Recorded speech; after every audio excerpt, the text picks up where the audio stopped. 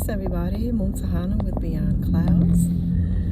Running some errands and thought I'd share something. Just thought something's been on my mind today and many days before. So, in this about a year and a quarter in this journey to getting justice for the murder of my son, there's something that I have found, like I knew in theory before, but now, it's up close and personal, and I've been dealing with it on a very real level, is the fetishizing of indigenous peoples by non-indigenous and indigenous. So a big problem that I have to deal with all the time in this whole thing is, first of all, the great part of me getting justice is about bringing awareness to the situation, because most people don't really know what's happening. If they're in another part of the country, another part of the world, another part of the state, whatever, people just don't know, because, as I've said time and time and again, a great reason for that is because the tribe is mouse quiet, and particularly the so-called leaders, who are the ones. The whole point of being a leader of a community, of a tribe, of an organization, is to advocate for the members. And certainly your most prominent and most giving member that you have, you advocate for them, but that's not happening. And so I have to go out there, make videos, do interviews, speak at events to tell people about what has happened to my son and what is and is not being done. And the biggest thing that annoys me probably with that whole having to do that, and again, it's from non-indigenous and indigenous, certainly people who knew him or thought they knew him or whatever, were in his presence from time to time. They always seek to justify inactivity on, oh, do you think it's because you're scared? And they say it in a like, I bet you never thought of this. God, you're so dumb. They're scared. You know what I mean? And that type of thing. Or, people will be like, well, the reason is because the white people up there, they've been treating them bad for all these years and all this kind of stuff. Or, what really puts fire under my butt, makes me mad and gives me more fuel, is are the people who, like I said, have been in his presence or whatever. It's so crazy because the vast majority of the females feel like they were, they had such a great bonding relationship, even when it's platonic. Like they had such a great bonding relationship. Oh my God, he was my heart, and all this kind of thing. And the guys tend to think like they were like best friends. The truth of the matter is, my son is just like the rest of the family. Like, we're very introverted people. Well, more maybe ambiverted, but we're very introverted. And but also he's just very charming and respectful of people. So he would give off that impression. But then they come to me like, oh no, that's not what happened. Oh no, that couldn't have happened like that because, oh no. Oh, the person who said that he couldn't have done it, his sister was murdered. He would never murder somebody else. That's how I know. They don't understand, apparently, the difference between opinion and fact. And I mean, I even had someone who I don't even know texted me this week was telling me like, oh, let me give you some insight about your son. You're gonna give me insight? Like, I don't know what kind of relationship people have with their children, but it's clearly not the relationship I have with my son, nor my other 3 children. It's just not the case. And so they always come with this, you know, no. What are the facts? Oh, yeah, because. But I think, so what I analyze things, I contemplate a lot. And what I keep coming back to is that I think there are many things, but of them, I think, as I said, people, non-Indigenous and Indigenous, fetishize what it means to be Native American. And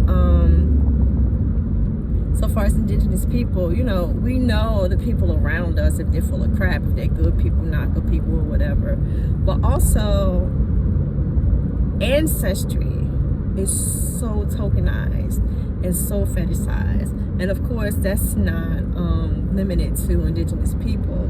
Many ethnicities, many ethnicities are like that. They put their ancestors on this huge pedestal and think that they're talking to them and telling them to do this and telling them to do that. Or they wait around for their ancestors to make things right so they don't have to do anything. Like, your ancestors were just regular human beings, you know what I mean? You'll be an ancestor to someone someday, most of us. So there's that.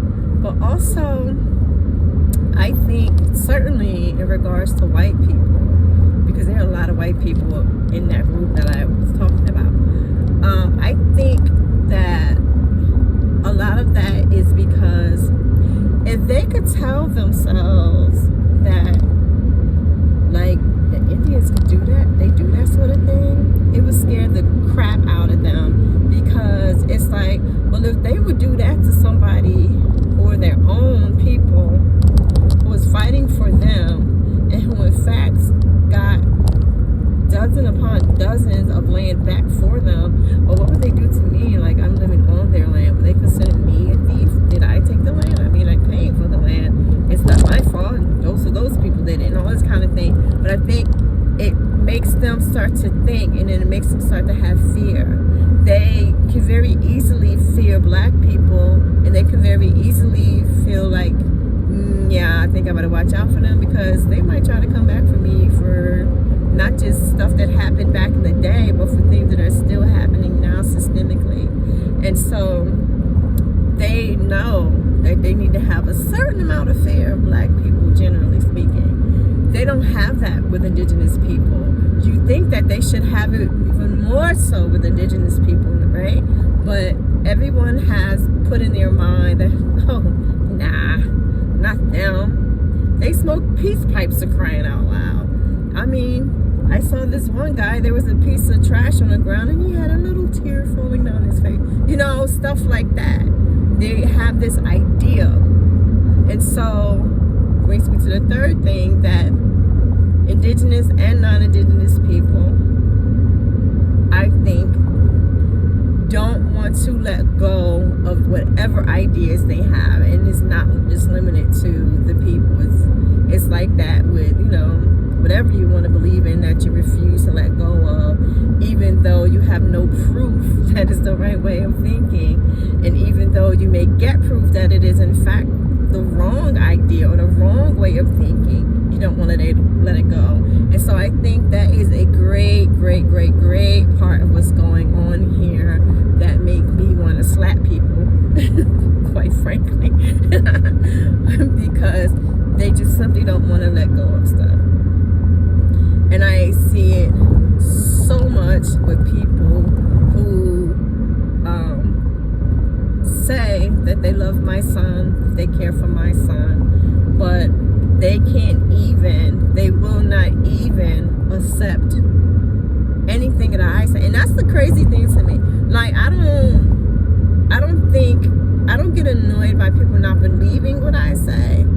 I get annoyed at, I'm the only one who will promise you anything. So you have me on one side, then you have rumors and stuff on the other side, who no one has spoken to any professionals, no medical examiner who autopsied him, no nobody. But no, you're gonna go with this group in lieu of this person who actually has to, and then they want to keep, you know, they say stupid stuff to me.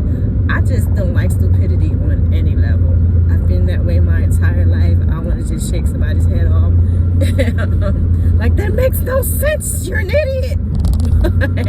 So people again saying that the person who killed him, no, he couldn't have done that because his sister was viciously murdered, so he could never do that. Or no, I think it's just that, you know, he's really mourning his friend and he doesn't know how to show it. So you do so by calling your friend's mother a bitch to everybody who will listen, or coming up with lies, or coming up with ridiculous theory after ridiculous theory from the fact that, oh, he was drunk and fell out the boat and hit his head. Like the whole scenario, he was drunk, he fell out the boat, hit his head, fell in the water and drowned. From that all the way to, no, there was some Mohawk up there in Akwesasne who does voodoo, and he did voodoo on him and made him have a heart attack, and then he fell out the boat and hit his head and then fell in the water and then drowned. Like, they believe those type of things with no backing. Even though I have the toxicology report, I have the autopsy photos, I have everything, but I'm the one they don't listen to. So it's stuff like that that annoys me. Or, you know, going back to the idiot chick who texted me during the week, she goes, you know, tells me, well, this, let me give you some insight because this is what happened, and I know that because I asked the people in the tribe, and they said that's what it was. And my thing to her was, so the mere fact that, and this is when my son was living, I mean, what she was referring to was when my son was living. So my thing is, it is obvious to me, number one, you were not looking for the truth, because if you were looking for the truth, which was not your business in the first place, but if you were looking for the truth, you would have gone to my son instead of asking people. You know that song, Don't Ask My Neighbor? Come to me. So I told her, that in itself is proof to me. And you know, I said a few other little things to it. That was nice. Well, firm. So yeah, these are the things that happen. And, you know, it's just it's extremely frustrating because through all of this, what I found, and this has been a very long time, long before all this stuff happened, but what I find is that the so-called, like the self-proclaimed woke, conscious, spiritual are the worst ones. And out of those people, the women, horrible, let me tell you. They are horrible. They lie. Of course, I'm generalizing, but it's a large percentage that I've found. And I've spent my life around so-called conscious people. They lie. They will lie on a dude in a heartbeat. My son, let me tell you, they will lie on a man, especially the pseudo-feminist ones. They will lie. They will cheat. They will gaslight you to no end. I can't tell you how many of these self-proclaimed spiritual, wannabe witch, wannabe goddess type people have come to me, and when I respond to someone who has been disrespectful, they'll say, oh, it's just your grief. So it's my grief making you and this person be assholes? No, dear. And I can see past my grief and act past my grief and cussing your ass out. So, but that's what they do. They try to make it seem like it's you. They do all this little sneaky stuff and do things like, you know, give away smudge kits in honor of my son. The same son who they never, ever, ever, ever, ever, ever, ever, not once shared a video asking for help in finding his murderer. They never did like one hashtag justice for Two Clouds. They've never done any, they've never participated in anything that we've done in honor of him. So when we ask for books to give to Native children, they don't participate. When we ask for help in building a water well in Mali in his name, they don't participate. When we ask for people to come and help with us giving out clothes and stuff to refugees and needy people, they don't call or participate. They like do nothing. All they do is superficial, perfunctory, meaning it's all bones, no flesh, things when it's convenient for them to make them look good, which is why, you know, early in the week or whenever it was, I did a video calling out two people who did just that, who they have no love for my son. They are still spreading lies about my son, knowing that they are lies.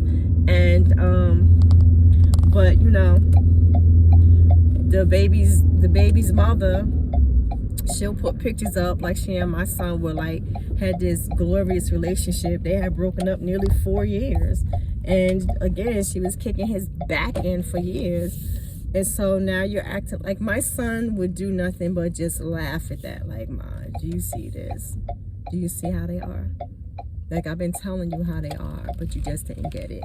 Because my son used to tell me, but you know, you can't know the full scope of something. And he wouldn't like go on, and because with that girl in particular, with all the lying that she did, all the talking bad and all that kind of stuff that goes on, he never once talked bad about her. I wanted to check it from Jump Street. Y'all know that. But my son was like, no, I'm going to just let Allah deal with it. And that's what he did. Me, I'm like, okay, baby, we tried that route. Now it's time to go this other route. But yeah, you know, it's a lot. I'm telling you, it's crazy. And what I would like everyone to take away from this video is, first of all, I always say, check out stuff for yourself. I've never been one to be like, you gotta believe me because I've said. I'm not a narcissist. I'm not an asshole. But so whatever you can check out on your own, go ahead and do that. Please, I'm encouraging you to. But the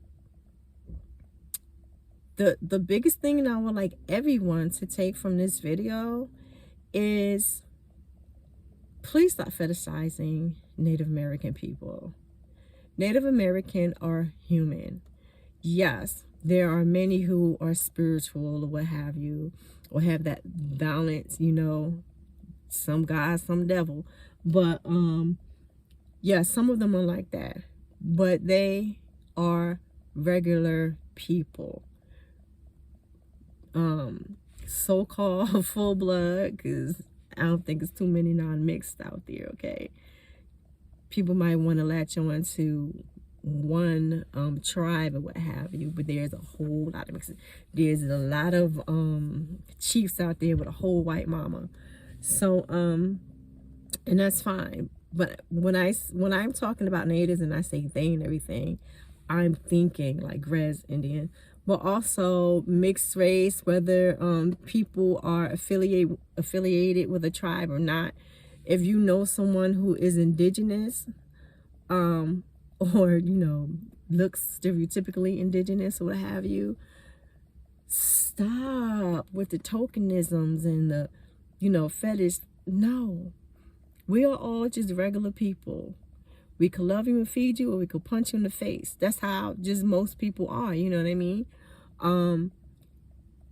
So stop with all this stuff. Like, indigenous people are the only folks on the face of this planet, it seems, who have to prove something, who are not looked upon as just being regular old human beings, or or not respected for having strength or anything, looked at as, with just jokes or something like that. Like, oh my God, I can't believe she just said that.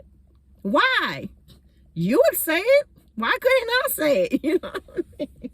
It's so frustrating. And I swear, for goodness, if another white folk come to me saying something crazy, when I have to, when I go and speak at a place or something, and they sit there all, hoity-toity, and like, well, well, do you think it's because they're scared to say anything? Yeah, I thought it could be because they're scared to say something. Just like I know Martin Luther King was scared to say something, and Gandhi and Malala and, Malcolm. Everybody's scared, but you do it anyway. Sue Clouds was scared, but he did it anyway. And that's why I expect people who he helped to stand the hell up, push past your fear. Because just like indigenous people ain't nothing but human, white people ain't nothing but human. Period. Scared of what? Scared of what? Yeah, that's it.